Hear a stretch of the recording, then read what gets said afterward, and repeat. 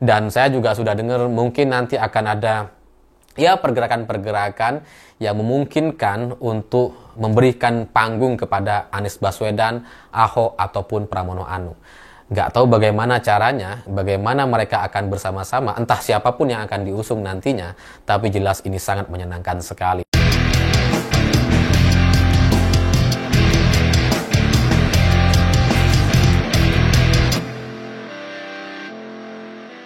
Selamat malam semuanya. Pilgub DKI Jakarta ternyata selesai lebih cepat dari perkiraan banyak orang. Yang semula ini diprediksi akan 2 putaran. Oh, susah sekali Pramono untuk bisa menang 1 putaran dan sebagainya. Wah, ternyata kenyataannya Pramono dan Rano Karno sangat-sangat meyakinkan untuk bisa menang 1 putaran. Karena dari berbagai lembaga survei yang melakukan quick count atau melalui versi KPU dengan formulir C1-nya itu sudah sangat-sangat meyakinkan bahwa nggak ada celah untuk terlaksananya 2 putaran. Ini sudah selesai, pilkada atau pilgub DKI Jakarta memang sudah dimenangkan oleh Pramono dan Rano Karno. Dan ini bagi saya sangat-sangat luar biasa gitu. Karena Pramono ini kan dikhianati sama Pak Jokowi.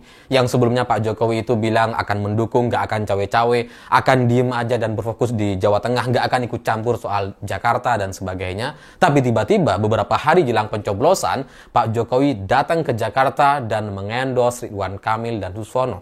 Itu kan sangat-sangat luar biasa, kejam gitu ya. Jadi yang sebelumnya sudah sangat diyakinkan, sudah ditelepon sama Mas Pram ke Pak Jokowi gitu ya. Ketika Ridwan Kamil datang ke Solo, setelah itu Mas Pram sudah nelpon dan ini sudah dibahas di video saya sebelumnya. Tapi ternyata Pak Jokowi mengkhianatinya.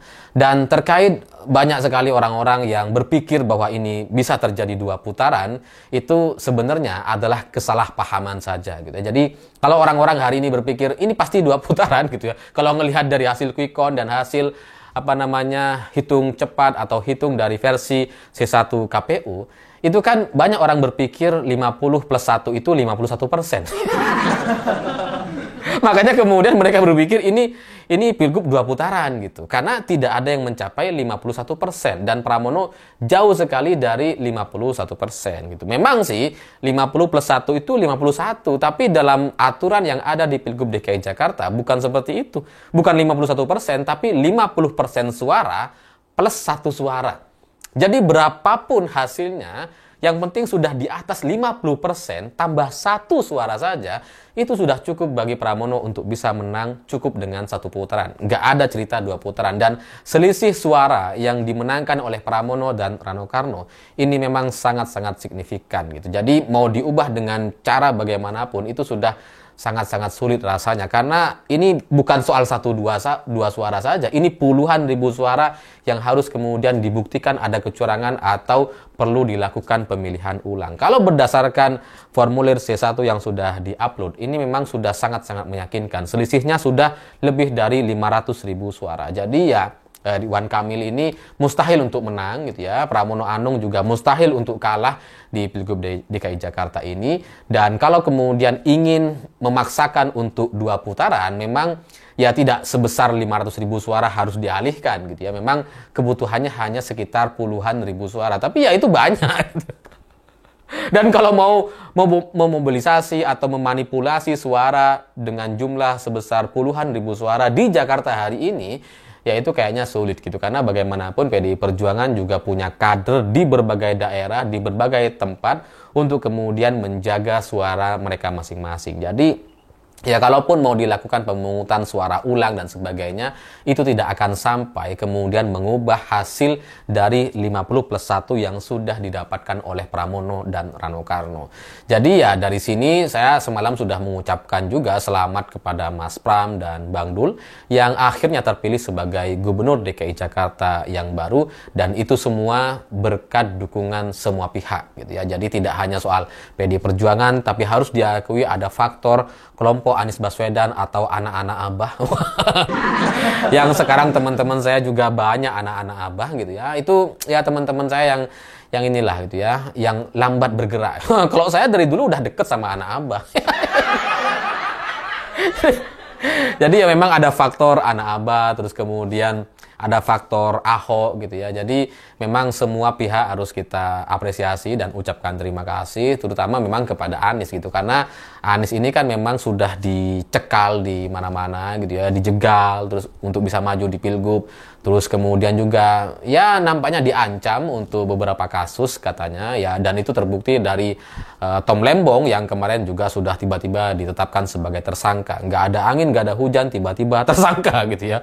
Itu sebenarnya adalah ancaman untuk Anies Baswedan. Tapi Anies ternyata sangat-sangat berani untuk terbuka mendukung pasangan Pramono dan Rano Karno. Terima kasih juga kepada Pak Ahok yang sangat-sangat legowo dan mau bersama-sama dalam satu perjuangan ini bersama Pramono dan Rano Karno. Karena nggak mudah pasti bagi Ahok gitu ya untuk bersama-sama dengan kelompok Anies Baswedan dan anak Abah, karena bagaimanapun pertarungan keduanya di Pilkada 2017 itu memang sangat-sangat sengit. Tapi ya itulah Pramono dan Rano Karno dengan segala keajaibannya, yang mungkin punya investasi politik yang sangat luar biasa, sehingga Ahok bisa dengan legowo untuk bisa mendukung Pramono dan tetap bersama Pramono. Jadi ya bagi saya ini adalah satu kemenangan yang sangat-sangat fenomenal gitu ya, di mana Pramono, Rano Karno dicurangi, dikhianati, tapi ternyata masih menang.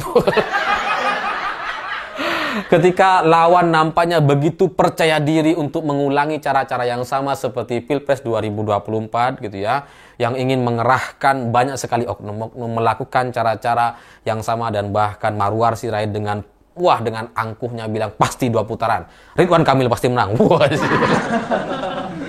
Tapi ternyata semua itu berhasil dilawan dan dimenangkan oleh kubu Pramono dan Rano Karno. Jadi ya bagi saya ini ada sedikit harapan cerita demokrasi di Indonesia, bahwa cerita soal sembako dan serangan fajar itu bisa saja kita kalahkan kalau kita terus berjuang secara militan. Masih ada harapan di masyarakat bahwa masyarakat kita itu adalah masyarakat yang cerdas, yang bisa melihat dan menilai dengan kepala yang dingin. Dan kita bisa lihat di berbagai daerah di kota-kota besar atau kota-kota maju itu memang calon-calon yang lebih realistis dan logis itu bisa menang. Bukan sebatas bagi-bagi sembako. Memang kalau di daerah-daerah, di pelosok-pelosok itu masih berlaku soal sembako dan sebagainya. Tapi di kota-kota besar, termasuk DKI Jakarta, ini sangat-sangat menyenangkan untuk melihat orang-orang bisa menyampaikan dan melakukan perlawanan. Jadi ya saya meskipun bukan orang Jakarta, tapi ya ikut senang, ikut berterima kasih kepada semua pihak yang sudah mendukung. Dan buat siapapun nanti yang mau melihat bagaimana kekuatan seorang Pramono bergabung dengan Anies Baswedan, dengan Ahok gitu ya, ini saya membayangkan soal 2029 akan menjadi satu cerita yang sangat-sangat menyenangkan. Ini bukan lagi soal pertarungan menang dan kalah. Ini soal perlawanan, ini soal perjuangan.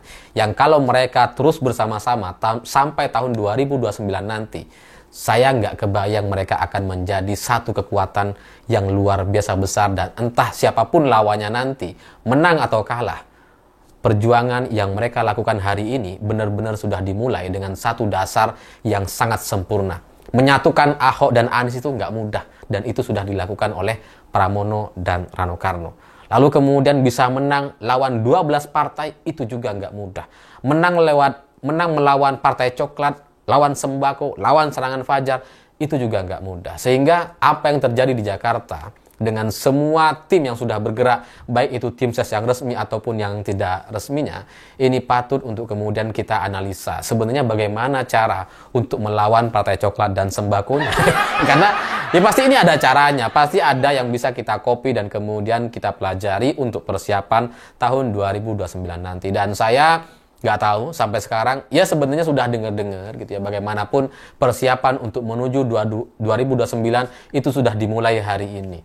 Dan saya juga sudah dengar mungkin nanti akan ada ya pergerakan-pergerakan yang memungkinkan untuk memberikan panggung kepada Anies Baswedan, Ahok ataupun Pramono Anung. Nggak tahu bagaimana caranya, bagaimana mereka akan bersama-sama, entah siapapun yang akan diusung nantinya, tapi jelas ini sangat menyenangkan sekali. Dan bagi Ridwan Kamil, ya selamat untuk kembali ke Bandung sesuai dengan keinginan dia sendiri, karena dia memang nggak mau pindah ke Jakarta gitu ya, nggak mau ganti KTP di Jakarta dan memang tetap ingin di Bandung. Ya sudah, kita pulangkan ke Bandung gitu ya. Selamat bagi Ridwan Kamil yang kembali menjadi warga Bandung lagi gitu ya, yang sudah tidak perlu lagi lama-lama ada di Jakarta dan mungkin nanti bisa maju sebagai calon wali kota atau calon gubernur Jawa Barat lagi gitu. Jadi ya, atau bergabung dengan Deddy Mulyadi, Ridwan Kamil bisa aja, atau bisa nggak? Tapi memang tidak mudah bagi Ridwan Kamil untuk kemudian menghadapi situasi yang semacam ini. Dia pindah dari Jawa Barat, pindah ke Jakarta, itu diyakinkan dengan satu imajinasi, satu mimpi bahwa dia akan jadi gubernur dengan mudah. Karena nggak ada lawannya. Karena melawan Ahok, melawan Anies, udah pasti menang Ridwan Kamil. Itu imajinasi dan mimpi mereka. Tapi ternyata tiba-tiba muncul Pramono Anung. Kalah gitu. Jadi ya jangan berpikir soal pilpres lah nampaknya gitu ya, karena di Jakarta pun Ridwan Kamil ternyata tidak mampu untuk membuktikan kekuatannya. Dan bagi Pramono dan Rano Karno, semoga bisa membuat Jakarta lebih baik dan semua janji kampanyenya bisa dilaksanakan dengan maksimal. Dan untuk semua pendukungnya saya ucapkan terima kasih karena ini menyenangkan saya sendiri, menyenangkan banyak pihak dan semua orang-orang yang pro terhadap demokrasi. Saya pikir itu. Terima kasih sudah menonton. Begitulah kura-kura.